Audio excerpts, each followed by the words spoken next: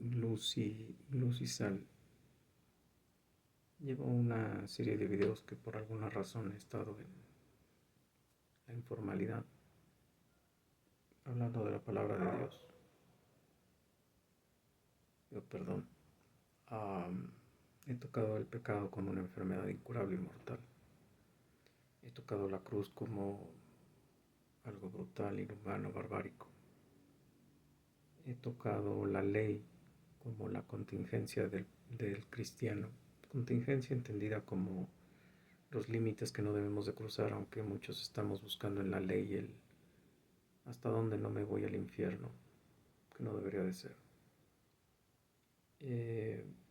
Y la ley para el que no es salvo, como la forma en la que lo podemos llevar a conocer que eh, todos sus pecados lo hacen enemigo de Dios. Imposible de ser salvo por otra vía más que por un sustituto que tenga las condiciones necesarias para poder pagar ese pecado, y ese es Dios Hijo. Uno, porque era Dios, es Dios, nunca ha dejado de ser Dios. Y dos, porque se humanó sin pecado.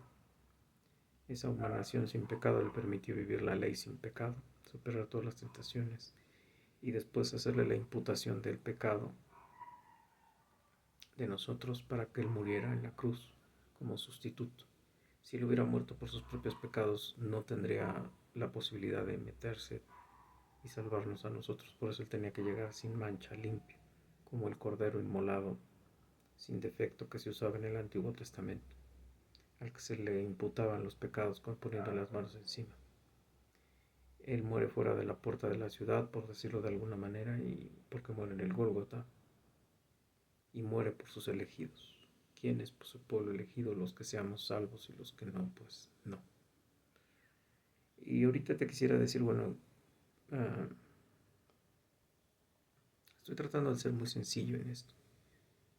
¿Qué implica eso para nosotros como cristianos? Bueno, si realmente eres salvo, pues tú te das cuenta de todo lo que acabo de decir antes y entiendes la gravedad de tu enfermedad, entiendes la gravedad de tu conducta, entiendes que lo tienes de raíz, que no puedes salvarte de él por nacer en una cuna cristiana o en algún país o con alguna condición económica, política, social o racial. Simplemente nacemos pecadores per se. Entonces la pregunta de los 74, si soy salvo, soy santo, posicionalmente sí, es decir, tú nada más necesitarías morirte, quitarte del cuerpo de pecado y irte al cielo y ya. Pero Dios nos deja como embajadores, como sacerdotes, como linaje escogido, como nación santa, para que le prediquemos a otros ese evangelio que nosotros conocimos. Y obviamente que esos otros entiendan que están enfermos de muerte y que necesitan un Salvador, que es Cristo Jesús.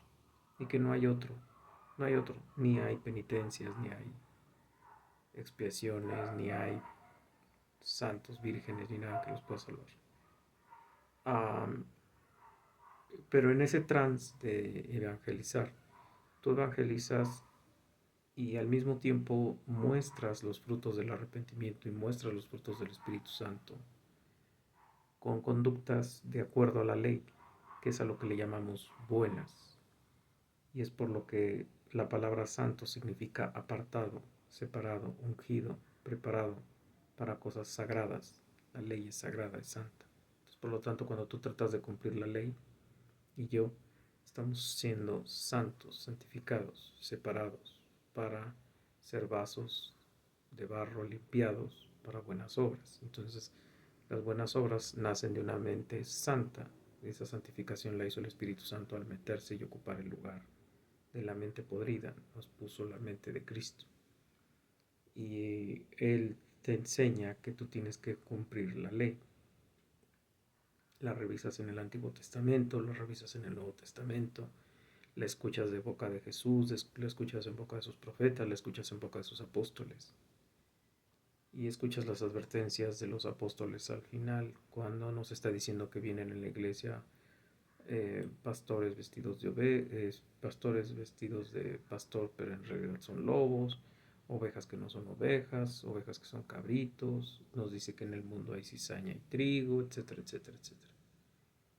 Pero cuando tú entiendes lo que se hizo por ti y el Padre y el Hijo y el Espíritu Santo involucrados en esta nueva familia que tienes, es decir, dejaste de ser un bastardo, dejaste de ser un huérfano que le servía a Satanás, empiezas a servirle a Dios, pues entonces tienes que dar frutos de esa servidumbre, ¿no? Es decir, José cuando se fue a Egipto, aunque nunca dejó de ser en Cristo Jesús, seguramente tuvo que aprender las leyes de Egipto, que finalmente prevalecieron las de él. Por eso le decía el faraón, eres mi hijo, eres mi padre. El mismo faraón, el dueño de todo Egipto, le decía que era su padre. Pero él tuvo que aprender costumbres, conocimientos, tradiciones e incluso vivir la indumentaria de ellos. O sea, parecerse a ellos en ropa, en cosas. Nosotros tenemos que parecer real sacerdocio. No, eso no significa que tenemos que estar todos los días de corbata y de pipa. No significa que, pero sí tenemos que alejarnos del mundo, de la carne y del diablo. Y alejarte del mundo es que no puedes seguir adorando a tus estrellas de música pop, no puedes seguir adorando. Tú vas a decirme, ¿qué tiene de malo? Simplemente estás poniendo por enfrente de Dios a tus estrellitas.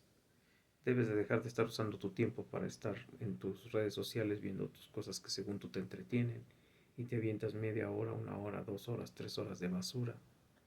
Debes dejar de estar idolatrando equipos, deportes, estrellas y demás. Debes dejar de estar preocupado por cosas como el dinero, la pobreza, eh, tu empleo, y tienes que estar preocupado por las cosas del reino, tienes que estar preocupado por evangelizar, tienes que estar preocupado por hacer las cosas que Dios te manda. No, no es que dejes tu empleo, no es que te vuelvas pobre, no es que te andes en harapos en la calle, repartiendo folletos y diciendo que Cristo viene y que tienes que despojarte de todo. No, o sea, puedes tener todo el dinero y toda la mejor posición del mundo, pero ya tu comisión ya cambió. Tú ya no estás en el mundo para hacer dinero, para satisfacerte, o satisfacer a tu familia y llenarlos de lujos y de cosas y llenarles el vientre.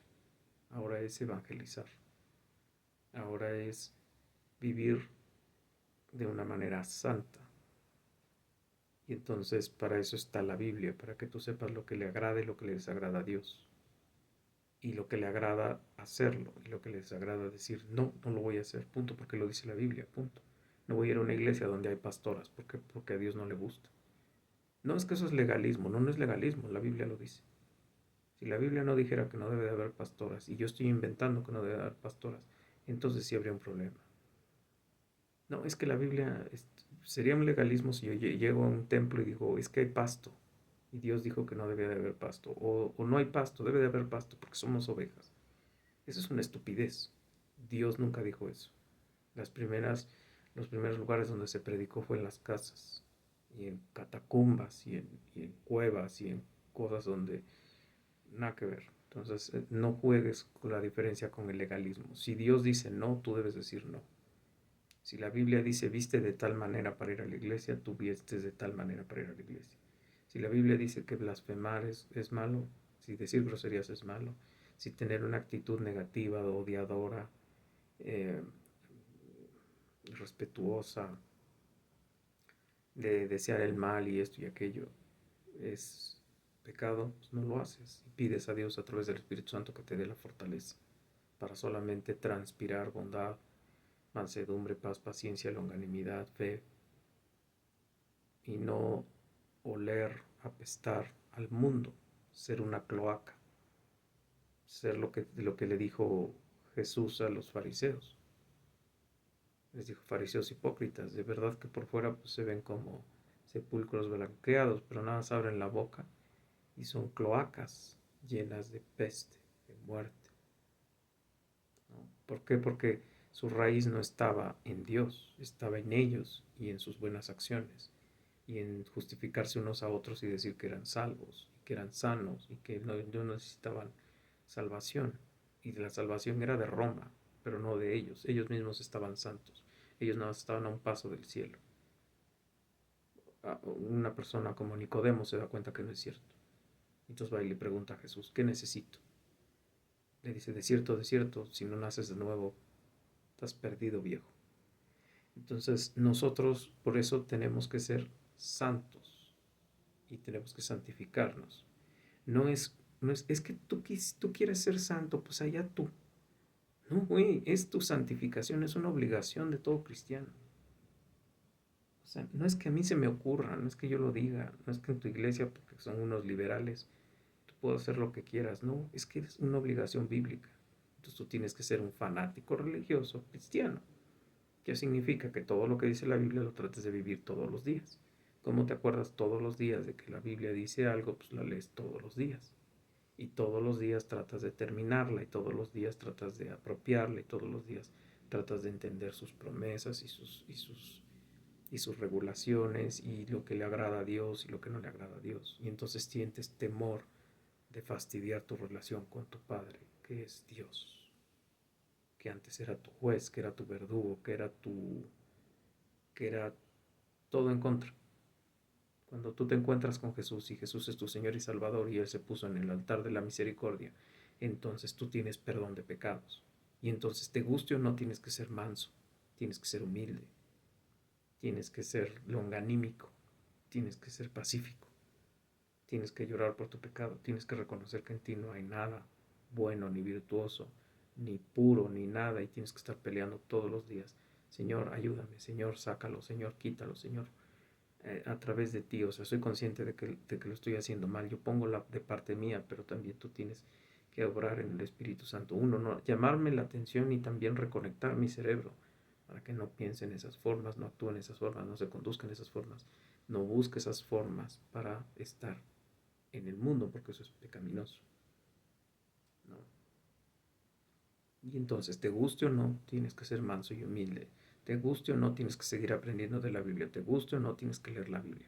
Y no te puede no gustar, porque lo que vas a hacer en el cielo no es otra cosa que estar sirviéndole a Dios.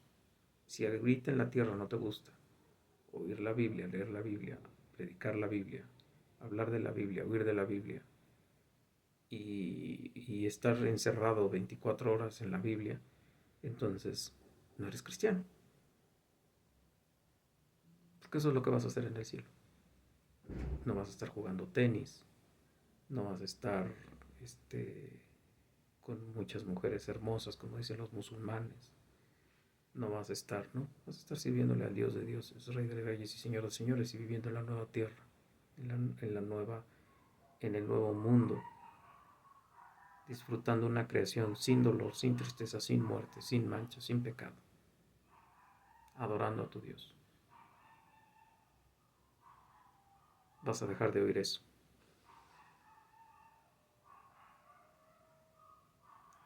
Si no te gusta eso, entonces, o sea, si no te gusta otra vez, las predicaciones verdaderas, la verdadera oración, la verdadera fuente que es la Biblia, si no te gusta hablar de Dios, si tú vas a la calle esperando que nadie sepa que eres cristiano, pues si te avergüenzas de Dios, Dios también se avergüenza de ti. Y el día que vayas, que te mueras, no esperes que vaya un ángel y te suba al seno de Abraham, sino espera que venga un ángel y te bote al infierno.